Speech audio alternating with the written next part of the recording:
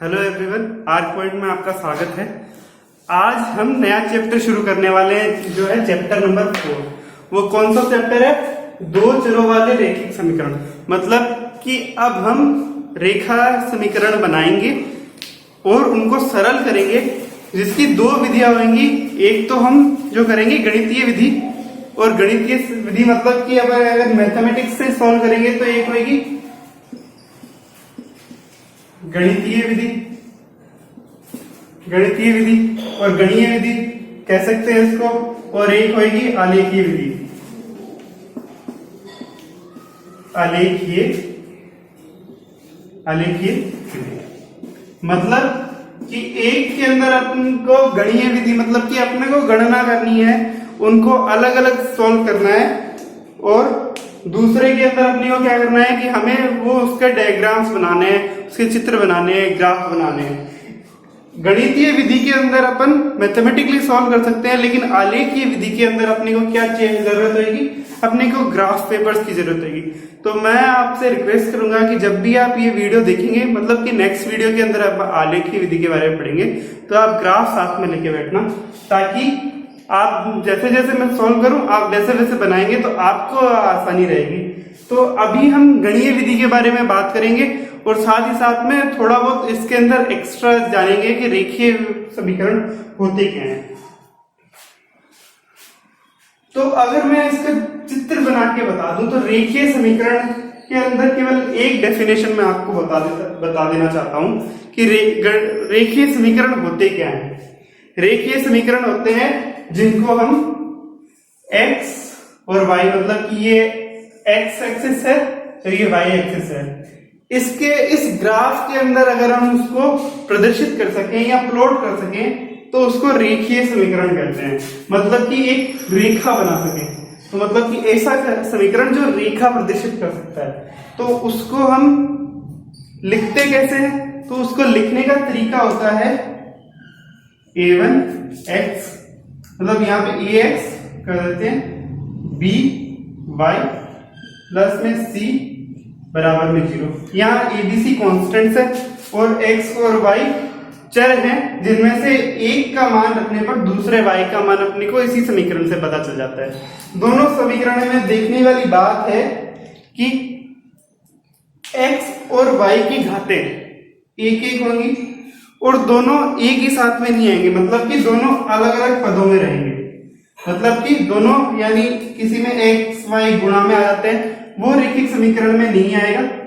x और y दोनों अलग अलग पदों में होनी चाहिए और उनकी घातें एक होनी चाहिए, उसे ही रेखिक समीकरण कहेंगे। और इसको अगर हम ग्राफ में प्रदर्शित करें तो एक सरल रेखा का निर्माण होता है। तो ये एक रेखिक समीकरण है। तो अभी तक अपन ने जो देखा है उसके अंदर अपने को पता चला है कि रेखिक समीकरण को प्रदर्शित कैसे करते हैं। अब अगर जो इस प्रश्नावली में है, या मतलब जो एक्सरसाइज जो इस चैप्टर में अपन पढ़ेंगे, कि हम 2 या 3 ऐसे रैखिक समीकरण उठाएंगे और उनको सरल करेंगे, कि दोनों के सरल करने पर उनके अंदर जो मान आते हैं x और y के मान, वो क्या क्या होंगे। मतलब कि अगर अपने को 2 समीकरण दे देंगे, कि दे दिया कि पहला समीकरण है a1x प्लस b1y, मतलब b1y और c1 बराबर में 0, और एक दे दिया a2x plus b2y plus c2 बराबर में 0। एक समीकरण ये दे दिया और एक समीकरण ये दिया। जो गणितीय या गणीय विधि है उसके अंदर अपने को क्या होगा कि इसमें से एक या तो x की वैल्यू उठा लो या y की वैल्यू, मतलब कि इस समीकरण को ऐसे सॉल्व करो कि एक पक्ष में x रह जाए और दूसरे पक्ष में बाकी सारी वैल्यू हो जाए, तो उसमें से x या फिर y की कोई भी वैल्यू दूसरे समीकरण में रख देंगे, तो हमें x और y के अंदर एक सॉल्यूशन मिल जाएगा। वो हो जाएगा x और y के सॉल्यूशन, मतलब कि x और y के वह मान जिसके ऊपर इन दोनों पदों के अंदर अगर वह रख दें तो वो इन दोनों समीकरण को संतुष्ट करे। कि x और y के ऐसे मान अपने को ज्ञात करने हैं जो इस समीकरण को संतुष्ट करे, मतलब कि दोनों समीकरण को संतुष्ट करनी चाहिए।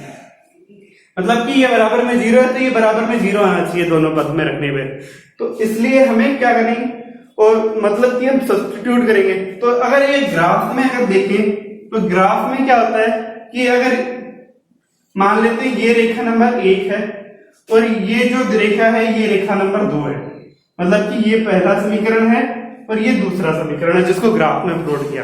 तो ये जो जहां पे काटेंगे, मतलब कि अगर ये काटा यहाँ पे, तो ये जो पॉइंट होएगा इसकी जो x की वैल्यू होगी और यहाँ पे जो इसकी y की वैल्यू होगी, x और y की वैल्यू होगी, वही इस समीकरण के हल होंगे। मतलब कि अगर ग्राफ से सॉल्व करेंगे तो इन दोनों का प्रतिच्छेदी बिंदु निकालेंगे और अगर गणीय विधि से सॉल्व करेंगे तो इसमें से x और y की वैल्यू उठा के उसके अंदर पुट कर देंगे। तो अब मैं एक गणीय विधि का एक एग्जांपल ले लेता हूं जिससे हमें केवल गणीय विधि से सॉल्व करना है। आलेखीय विधि मैं नेक्स्ट वीडियो में समझाऊंगा ताकि आपको समझने में तकलीफ ना हो। एक ही एक चीज को हम बार बार करेंगे तो वो हमें दिमाग में बैठ जाएगी। तो गणीय विधि के लिए जो मैं एग्जांपल लेने वाला हूं वो है, पहला एग्जांपल है 4x माइनस में 5y बराबर में 20। ये समीकरण नंबर 1 है, मतलब बराबर में 20। ये एबीसी की वैल्यू है, चाहे तो इसको इस तरफ लिख देंगे तो भी बात बराबर ही रहेगी। और दूसरी वैल्यू, दूसरा समीकरण है 3x प्लस में 5y बराबर में 15। नंबर 2 है। अब इसके अंदर सॉल्यूशन निकालने हैं कि x और y की वैल्यू क्या होगी और वो क्या क्या होंगे। तो अपन हम लेंगे गणीय विधि से सॉल्व करेंगे। तो मैं लिख देता हूं गणितीय विधि।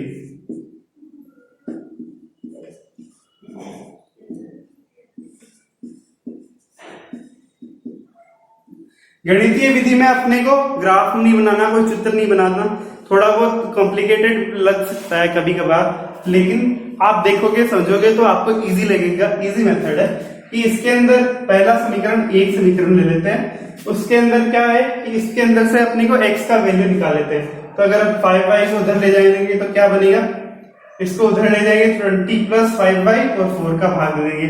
तो इससे x की वैल्यू क्या आती है 20 प्लस 5y अपॉन में 4। हाँ, ये थोड़ा कॉम्प्लिकेटेड है, इसलिए अब इस पद को हम, ये जो समीकरण निकल के आया a को अपन क्या करेंगे b के अंदर पुट कर देंगे।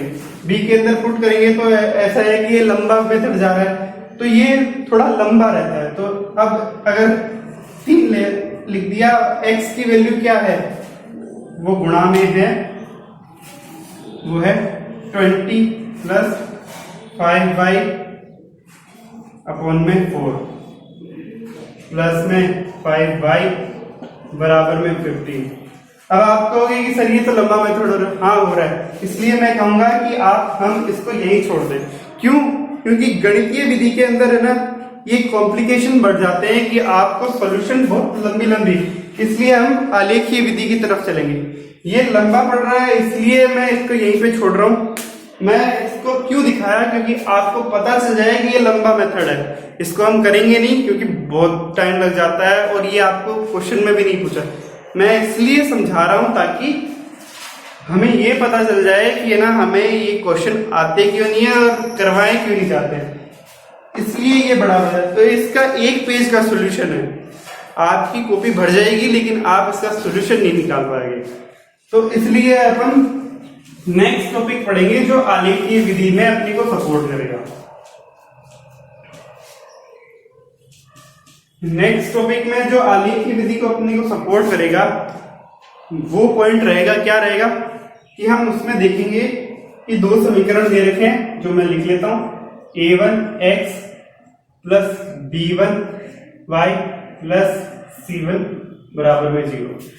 और जो सेकंड है वो है a2x प्लस b2y प्लस में c2 बराबर में 0। अब क्या है कि आलेखीय विधि के अंदर अगर हम सरल करेंगे तो हम इन दोनों समीकरणों को अगर देखेंगे तो हम इसमें से अंदाजा लगा सकते हैं कि है ना इसमें कि है ना वो समीकरण के हल होंगे कि नहीं होंगे। जैसा कि अपन ने पिछले वाले के अंदर किया था, जिसके अंदर अपन ने श्री राजार्य के अंदर विवेकता निकाला था, वैसी ही कोई कंडीशंस अपन बनाएंगे जिससे अपन सॉल्व कर सकते हैं।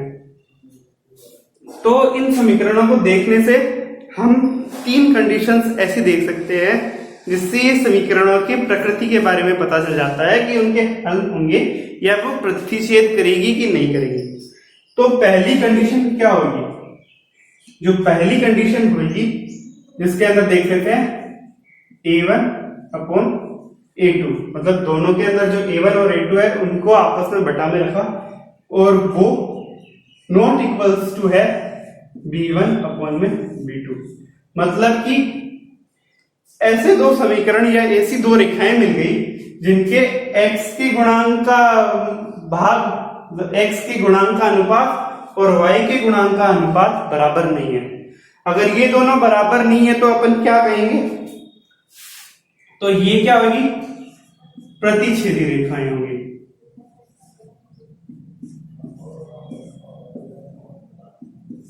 प्रतिच्छेदी रेखाएं, प्रतिच्छेदी रेखाएं मतलब कि अगर अपन ग्राफ प्लॉट करेंगे तो ये क्या होगी कि एक रेखा ऐसी है एक रेखा ऐसी, मतलब कि किसी एक पॉइंट पे ये काटेगी, तो ये प्रतिच्छेदी रेखाएं होंगी जो पहली कंडीशन के हिसाब से है। और तो क्या होगा इनको क्या कहेंगे? ये संगत है, संगत रेखाएं हैं, संगत कह सकते हैं, संगत है। और इसका क्या होगा? एक मतलब कि एक यूनिक सॉल्यूशन होगा, मतलब कि एक हल होगा, हल होगा होगा हल कैसा होगा? हल की प्रकृति होगी अद्वितीय, अद्वितीय मतलब कि वो एक यूनिक सॉल्यूशन होगा, उसके अलावा और कोई सॉल्यूशन नहीं होगा। और जो अब दूसरी कंडीशन पे आते हैं, जो दूसरी कंडीशन है वो क्या है? दूसरी कंडीशन है कि A1 upon A2, B1 upon B2 और C1 अपॉन C2 है। अब ये इसके अंदर A1 अपॉन A2 B2 मतलब कि x और y के गुणांकों का जो अनुपात है वो बराबर है, लेकिन वो इसके कांस्टेंट के अनुपातों के बराबर नहीं है। तो ऐसी जो रेखाएं होती हैं वो क्या होती है? समांतर रेखाएं, समांतर रेखाएं होती हैं जिनको क्या कहते हैं? असंगत, असंगत है ये जो पॉइंट है। अब इसका हल होगा कि नहीं होगा? इसका कोई हल नहीं होगा, इसका कोई हल नहीं होगा। मतलब कि अगर ऐसी कंडीशन किसी भी समीकरण, दो समीकरण अपने को दे रखे हो, क्वेश्चन के अंदर दे रखे हो, अगर ऐसी कंडीशन आ जाती है तो हम क्या लिख सकते हैं कि कोई हल नहीं होगा। मतलब कि उसका ग्राफ बनाने की भी जरूरत नहीं है और उसका कोई आलेखीय या गणितीय हल करने की भी जरूरत नहीं है। तो मतलब कि कभी भी कोई भी समीकरण अपन हल करते हैं तो ये कंडीशंस चेक कर ली जाती है। तो जो तीसरी कंडीशन है वो क्या है? इसके अंदर अभी तक तो यहां पे पहुंच चुके हैं, तो अब तीसरी कंडीशन में क्या है? A1 A2 बराबर में B1 अपॉन B2 बराबर C1 अपॉन C2। मतलब कि अब तीनों जो अनुपात हैं, x के अनुपात, y का अनुपात और अचर पद का अनुपात जो भी है वो अनुपात बराबर है। तो हम क्या लिख सकते हैं? तो रेखाएं क्या होंगी? समपाती,